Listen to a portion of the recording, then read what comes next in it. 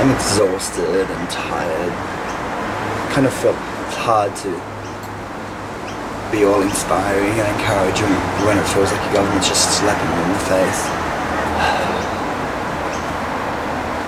A couple of days ago, the vote for same-sex marriage went to Parliament and was voted against in the House of Representatives. There was 42 in favour, while there was 98 against. And then 24 hours after, we had a vote in the Senate, and it was voted against again. This time it was 41 against and 26 in favour.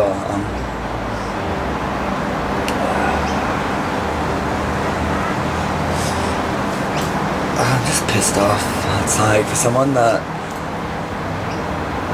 actively campaigns for marriage equality, it just gets to me that sometimes I wonder, are we fighting a losing battle? And I know we're not. I know we're not.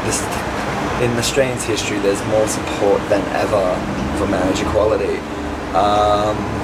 Like, prime example, the polls say 63% of Australians support marriage equality, which I think's awesome, but the votes that just went in Parliament did not reflect that in the slightest way, and it gets me wondering, is the people in Parliament, are they even listening to the public? Because by the sounds of it, what's happening in Parliament is not a reflection of what the people want. These people were voted into Parliament to represent and govern Australia, and it seems like they're not listening, and they're constantly being swayed by religious conservative fundamentalists. Like, in the last few days, we heard some disgusting things tossed around in Parliament. One guy got up and compared, like, same-sex marriage with bestiality. Like, these people are preaching this outright bullshit and lies and fear tactics publicly, and they're actually being paid for it to represent us and do that in the process. It just infuriates me. Like, every week I've got at least one or two people, young LGBTIQ teenagers, like, sending me messages or calling me, and a lot of the time they're struggling with, like, high school bullying, and sexuality, and also suicide, which is the scary thing. And the one thing that always gets mentioned to me is, why does it have to be so hard? The thing is, it shouldn't be this hard. And the problem is, while we have a government that says, don't bully gay kids, but treat them differently, it's gonna keep being this hard. That's the sad thing. A huge part of the way we as society live, the way we look at other people, is a result of what's been brought into us by our own governments. And it's just like, for instance, the Marriage Act is a complete fucking joke. It's saying two heterosexuals can get married, but because two same-sex people love each other, they can't. Like, as a gay man, I could go marry a lesbian, and it would mean nothing. But if I want to marry the person that I love, no. The Marriage Act has completely set up this whole second-class citizen mentality.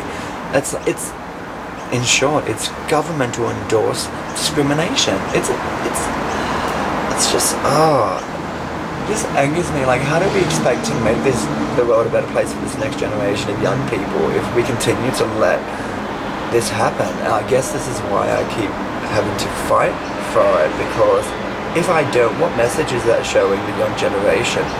Yes, you can be bullied by the government. No, the government needs to listen to the people. Like, you've got Campbell Newman, the Premier of Queensland, and there's so much I could say about him right now. He says he supports same-sex marriage, yet he was one of the forces behind getting the Civil Unions Bill repealed and changed. That was a right that we won as Queensland. We rightfully won, and now when his government came in, they've repealed it and changed it to a register of relationships. They've taken out state-sanctioned ceremonies. So in short, it's saying, yeah, you can have your party, but you just can't celebrate it. Like, it's just like, the excuse was it's too similar to marriage. Well, Campbell Newman, I have a question. You either support same-sex marriage or you don't.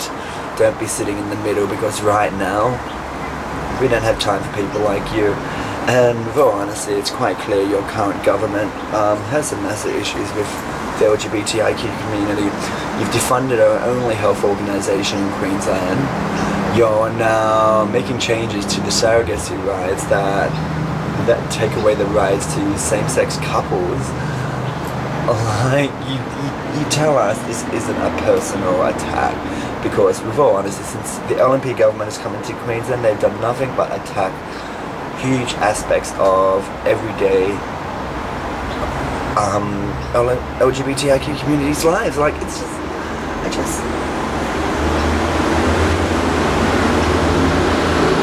I'm just so angry here.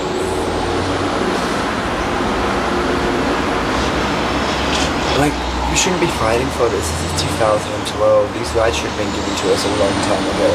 Last century, we had the women's rights movement. We had the racial rights movement, and the underlying thing with those two big movements was you cannot treat someone and discriminate someone in a way as a result of what they're born with. Yes, some people might choose to be gay, but a majority of gay people have been born gay. Like, I know for me, the only choice I ever made about being gay was actually being myself, and I'm being discriminated, treated like a second-class citizen in my own country of birth because of that. What's that showing? Like, no wonder why kids are killing themselves. Our own government discriminates and says, yes, treat everyone equally, but treat these ones different. I feel like we're in 1950 or 60, where they had two separate toilets, one for whites and one for coloured people. Like,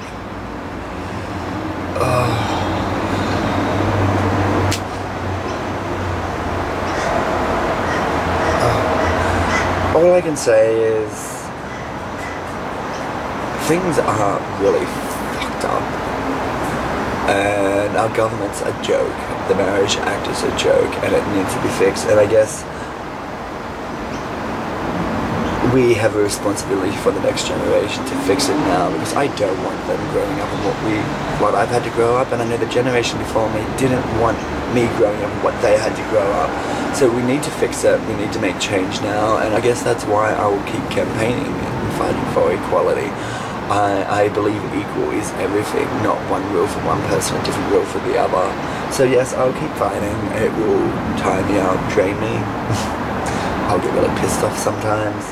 But really, if we don't fight for it, who's going to?